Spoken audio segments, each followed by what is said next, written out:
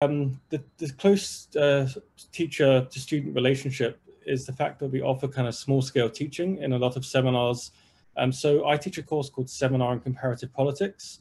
And this is where we have a very small class of around, let's say 15 to 20 students overall.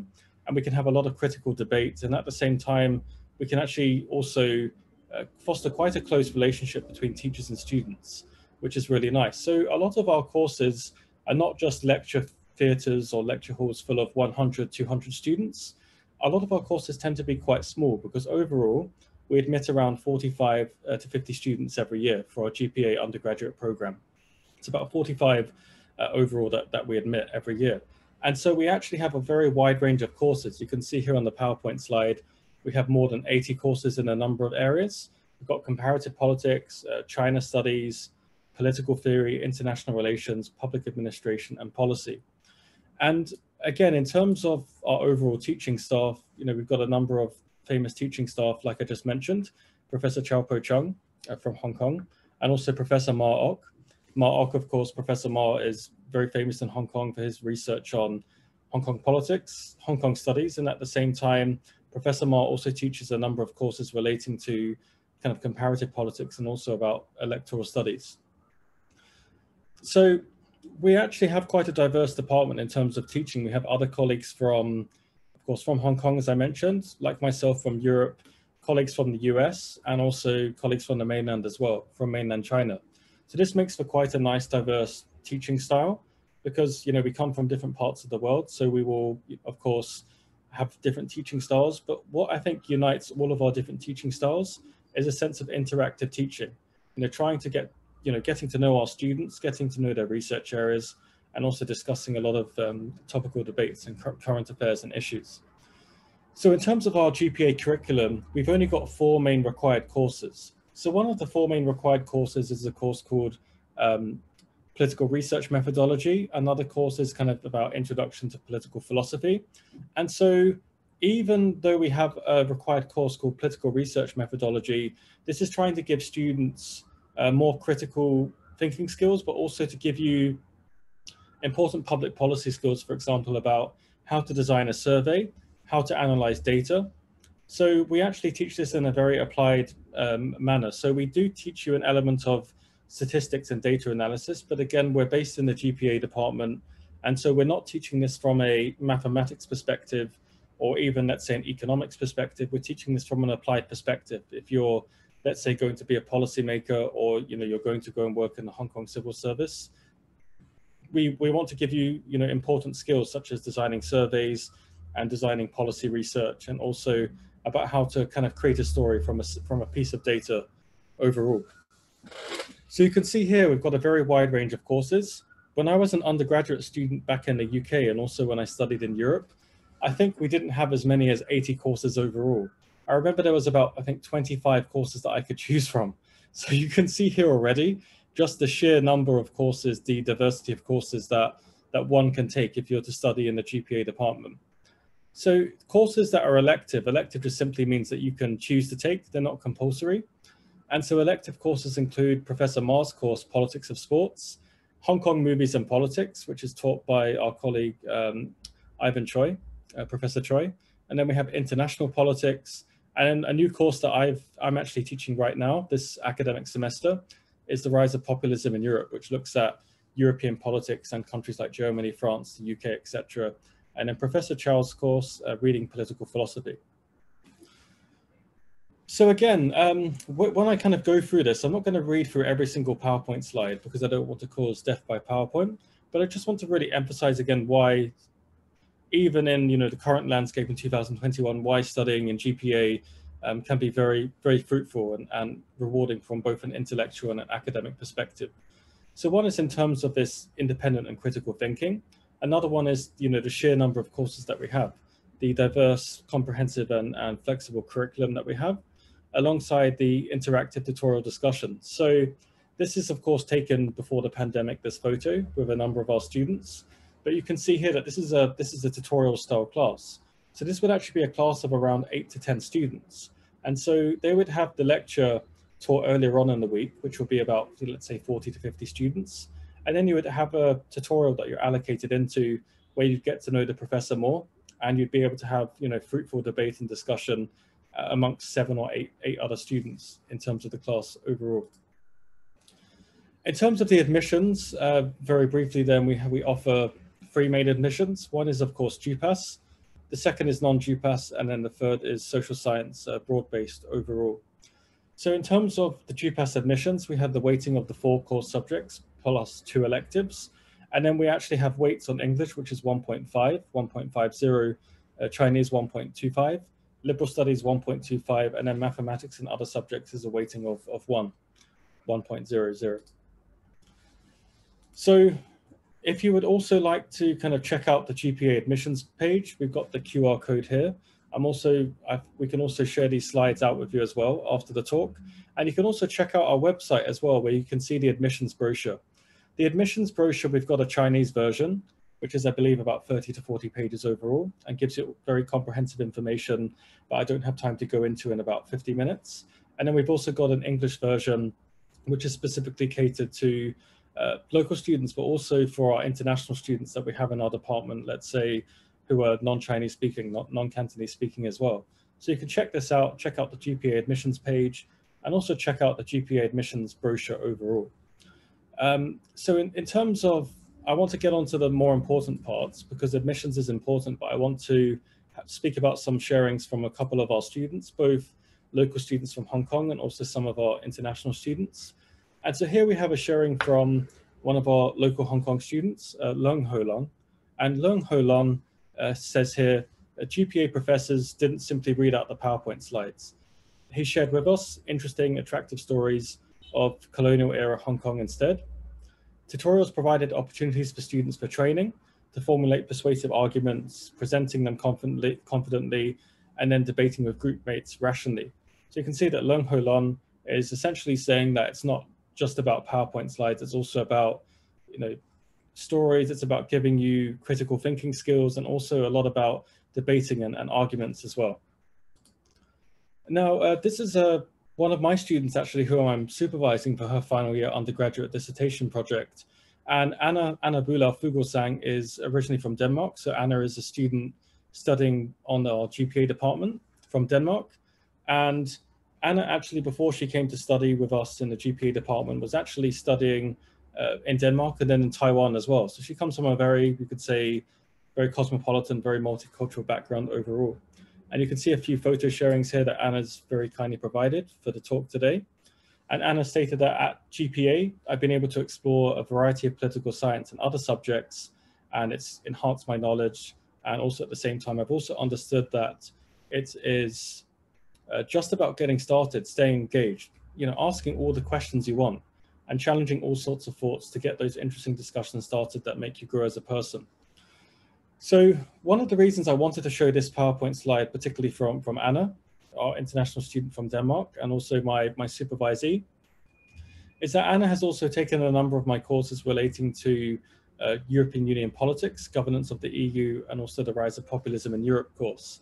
And so for my EU course, what we actually do is we have a simulation, kind of like if anybody on this Zoom call, if you've ever done a model United Nations simulation, a model UN simulation, we have a model European Union summit that takes place over 2 weeks. And what we do here is that each student in the course has to act out a certain part or a certain role. So one student, of course, may represent Germany, another student would represent France, and you get the picture. Every single student in the class would represent a EU member state. And so this kind of role-playing scenario and game that we had on the refugee crisis from 2015 to 2018 in Europe is trying to get students to critically see how decisions are made. How are decisions made in big international organizations like the European Union or like the United Nations? Because I think this is really important. Again, it's about politics is often about the art of compromise. You know, of course, every single political party, at least that I study in Europe, has an ideology, has a platform or a program about how it wants to achieve political change. But if you want to govern, of course, particularly in these democratic countries in Europe, you often need to compromise. I can give you a quick example. There's one country, the Netherlands, which I study, and you won't believe how many different parties run in government or run in an election. So there was an election in the Netherlands last month, and I'll give you an example. In Britain, there's about 6 or 7 main political parties that would run. In the Netherlands, there were 45 plus different political parties that were running for office. 45 plus. So normally in most European countries, you'd have 6 or 7 different political parties running to get into government. In the Netherlands, you have about 45 plus. And at the end of the day, you can often have coalition governments where you could have 5 or 6 different political parties from the left wing and also the right wing actually making up a government. So imagine if you're a voter in Holland and the Netherlands, you get like an absolutely massive voting sheet. And it can be quite complex in terms of who you would cast your vote for, who you would make your decision for overall. I'll give you another quick example. I studied in Belgium and Brussels for a bit, and some of my family members actually happen to be Belgian. They're born in Belgium. And so if anybody's ever gone to Belgium or studied a course on Belgium, you'll know that the EU is based in Brussels and Belgium. But at the same time, Belgium is a very complex country politically, because there's a linguistic divide in Belgium. In terms of how you form a government in Belgium, it's formed by the political party you represent, but the different language group. So for example, for my cousins in Belgium, they are of course multilingual. They speak French, which is the main language in the French region, and also they speak Dutch, Flemish in the Flanders region, part of Belgium, which is Dutch speaking, and they also speak German as well. And so there are different groups in Belgium. There's the Dutch Flemish speaking group, number one. Secondly, there's the French speaking group known as the Wallon. And then thirdly, there's the German minority speaking group. And so often what's quite fascinating about Belgium is that the European Union is essentially based in Belgium, in Brussels, but at the same time, you have all of these different groups. And so Belgian politics is incredibly complex because you can have sometimes 7 or 8 different political parties making up a government. So when I studied in Belgium, and of course I've been visiting Belgium since I was a very young child, and because of my family members there, I was always very struck by just how unique and interesting Belgium is as a country. Say if you compare it to the United Kingdom, or even if you compare it to, say, Scotland, where my family live, the political differences are just so profound and different overall. So I promise I'm not going to speak too much more about some of these international politics examples. The reason why I often like to speak about them is that actually, with my family side, my personal side, it's actually very linked to one of the reasons why I actually went on to, be a lecturer or professor in terms of doing European politics at least. And one of the main reasons that I became interested in politics was from a very young age. My grandfather was a politician for a political party in the UK. And so even from about the age of 6 or 7, I would go along with my grandfather and help him, deliver these leaflets campaign. Wasn't very exciting stuff, but it was very interesting. And even to this day, my grandfather is now around 82 years old. He's actually still a full-time politician. So I always kind of really admired this kind of sense of civic duty that my grandfather had. And so it's probably quite natural for me, at least, to kind of study politics and economics for my undergraduate degree, and then study kind of European politics for my master's and then my PhD. So anyway, back to the department then. That's just a little bit about myself. Back to the department. We've got 3 main exchange programs, and we call this the 3 W's exchange programs.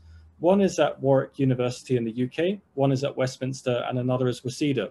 So every year, students in our department have an opportunity to study at one of these 3 universities, either Warwick in the UK, Westminster in London in the UK, or Waseda University in Japan, really excellent, one of the best universities in Japan. And so we offer these specific exchange programs overall. And so these exchange programs are also reversed. So we accept students from Warwick, Westminster, and Waseda to also study in our GPA department as well. You might also like to know that at CUHK, we have a college system, which you've probably seen from some of the other talks that you may have been attending today at CUHK. And the college system is quite unique because every student and every staff member actually belongs to a specific college. So for example, for myself, I belong to Lee Roosing College, but let's say some of my other colleagues belong to United College. And so let's say you're a student who's at United College. There are specific exchange programs that your college would have, let's say, between universities like Sciences Po Paris in France, universities in Chile and Latin America, other universities in Europe. But again, of course, with the COVID-19 pandemic, a lot of these exchange programs over the last year Some of them have taken place, but some of them have been online. So we hope that the pandemic can lessen and ease over the next year, and that we can, start having all of these exchanges again, because some of these exchanges are currently online, but we actually do have some students who are currently studying at Warwick as I speak. They're still studying at Warwick right now. And so Warwick is an institution that has still been accepting students to come from our department. I think Westminster and Waseda didn't take place this year, but in a normal situation when we haven't had the virus and the pandemic, we've always sent students to one of these 3 different universities every year to go and study and to enrich themselves as well. Because I think, it's really important, I think, to not just learn different languages or learn new culture, but I would say particularly, for myself coming to Hong Kong, it's really important for us, I think, to broaden our horizons in life and to experience, places which might be quite different from where we've grown up from, for example. So let's have a quick sharing session. Here we have a student, Chan Wai Yan, and actually I taught Chan Wai Yan on a number of courses in the GPA department. And Chan Wai Yan studied at the University of Warwick in the United Kingdom. And Chan Wai Yan stated that the modules I took at Warwick really helped broaden my horizons and extend my research interest in politics. I hope I can bring what I learned to Hong Kong and apply new thinking perspectives in my future study as well. And we have a second student, actually a student that I'm currently supervising for her final year dissertation project. This is Kwang Wing Si Ava Carmen. So Carmen actually studied in Waseda University, and I believe that Carmen studied in Waseda University for a full year, for 2 academic semesters. And you can see that Carmen mentioned that my experience at Waseda University was eye-opening for me. Living in Tokyo was similar yet very different to Hong Kong in so many ways that I didn't realize before I came for a year. I'm very grateful for the department for giving me this splendid opportunity overall. So we can see 2 very positive statements, both from Chan Wai Yan, who has recently graduated from our department, and also Carmen Kwan, and Carmen will be graduating from our GPA department soon. So some of you might be thinking as well, what about internship programs? What about opportunities for me whilst I'm studying in the GPA department to conduct internships? We've actually got a couple of new internships for this coming year, and actually the internships that we offer are quite varied and diverse overall. So one of the organizations that we run an internship scheme with currently is the Hong Kong Public Opinion Research Institute, known as PORI. Of course, it's formerly, I think before, known as the Hong Kong U Public Opinion Program. This is now known as the Hong Kong Public Opinion Research Institute. We've got other exchange opportunities, for example, the Beijing Institute of Hong Kong and Macau Scholars. This is a Beijing-based think tank that specializes in Hong Kong and Macau affairs overall. We've got a private sector business run with Edelman, a very famous international company, private sector company, Edelman Data and Intelligence. And we can see this is one of the world's leading public relations agencies overall. We've also got RFA, which is Radio Free Asia. Radio Free Asia is US government funded, but it's also non-profit international broadcasting corporation. And the final one is the CUP Magazine Publishing Limited, Hong Kong-based internet media. So you can see there's 5 main partner organizations we have for the 2021 summer term. And we essentially guarantee that not every student that applies will unfortunately be able to kind of get on these schemes because they're competitive. However, a lot of students that do apply will be able to get a place on one of our official schemes that we run between our GPA department and these partner organizations overall. And we're looking to develop more schemes in the future. Also, once the COVID-19 pandemic eases with, you could say, kind of more non-Hong Kong-based companies as well. So we'd like to kind of broaden out and also have more schemes as well, let's say with European partners as well, because I think it's quite important for students not just to study abroad, but also to kind of get an experience of like what it could be to study an internship abroad. This actually takes me to the sharing session from one of our students who's worked in the United Nations, but I'm going to go through that in a little bit. I want to first briefly give you a very brief sharing from 2 of our students. One is Ng Ho Tin, and Ng Ho Tin worked at Brunswick last year. Brunswick is a partner that we had last year, and not currently this year. However, Ng Ho Tin stated that it's been my pleasure working at Brunswick. The chance to learn at Brunswick was a unique experience for me, which shaped my career path in the future. And then we also had Fang Kwanwa Karen. Karen is her English name, and Karen is another student that I've taught on a number of courses on the undergraduate program. And Karen stated that the company provided the interns with training, research analysis, statistical software. The experience at Brunswick helped me to brush up my analytical and research skills, and I'm more than capable of accommodating ad hoc changes and requests. So one of the reasons why our GPA department want to have these new schemes is the global world in 2021 is incredibly competitive. And so it's very important, to get experience, not just, doing well, getting good grades in your undergraduate degree, but also seeing firsthand experience of actually, conducting internships and working in, say, public sector or private sector organizations. And this can be really crucial because this could actually set you up definitely with a graduate job, before you graduate, actually, even from the department as well. And when I was an undergraduate student, of course, not in GPA and not in Hong Kong, I did a number of internship experiences, and they're also really beneficial, I would say, for me in terms of, broadening my horizons and getting to know, increasing my networks and connections overall. So briefly then, before we get into the student activities, I also want to speak a little bit briefly about our GPA scholarships. We've got 3 main scholarships. One is an admission scholarship worth 10,000 Hong Kong dollars. The second is an overseas scholarship for international students worth 10,000 Hong Kong dollars as well. And the third is known as the Professor Guan Chen-Shi Best Thesis Award. Now, Professor Guan is an emeritus professor in our department. He's the former department chairman. And so this award is an acknowledgement in terms of his, great years of service to the department. So as I mentioned before, we have small scale student learning, and you can decide in your final year of study in our department to take a independent dissertation type of course. So what you do here is you would essentially, instead of taking a normal course, you could decide to do a whole independent research project on a topic of your choice, and you would choose a professor in our department to research the topic with. So it would be around 8,000 words to 10,000 words, a full year academic topic, the dissertation. And if you write the best thesis, you win an award of 6,000 Hong Kong dollars overall. So one of my students actually won this award last year.